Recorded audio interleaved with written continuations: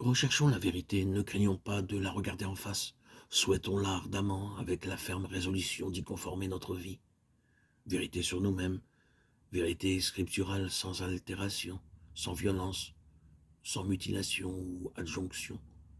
La vérité enfin, telle qu'elle ressort des expériences communes à tous les membres du corps de Christ. Cette puissance d'affranchissement que seule possède la vérité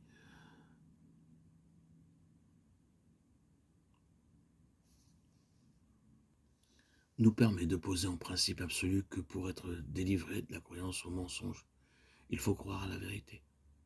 Rien ne peut déloger le mensonge que la vérité. Vous connaîtrez la vérité vous affranchira. Jean 8, 32 nous dit le Seigneur.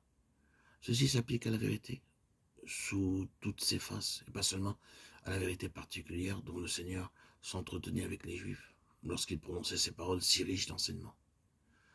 Dieu se sert d'instruments et de moyens humains pour convertir les hommes et les amener à la vérité.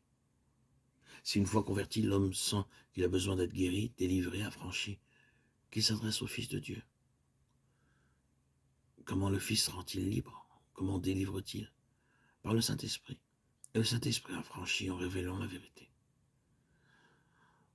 Nous dirons que la délivrance est le don du Fils qui se manifeste par le Saint-Esprit, lequel révèle la vérité.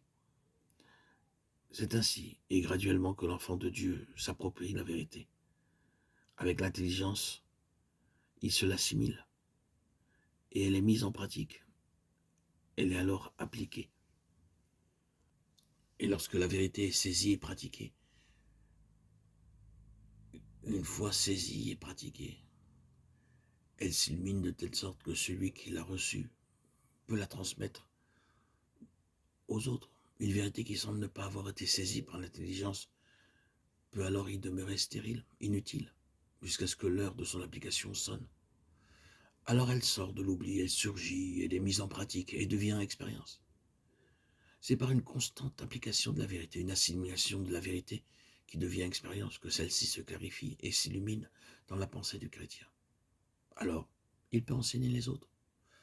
Tous les croyants sans distinction doivent s'adonner à la recherche de la vérité pour s'affranchir progressivement de tous les mensonges de Satan. Car seule la connaissance et la vérité donnent la victoire sur Satan, le séducteur et le menteur. C'est ceux qui entendent, si ceux qui entendent la vérité lui résistent ou se révoltent contre elle, elle n'est pas nécessairement perdue. Il faut confier la semence répandue à la garde du Saint-Esprit, même lorsqu'il y a résistance.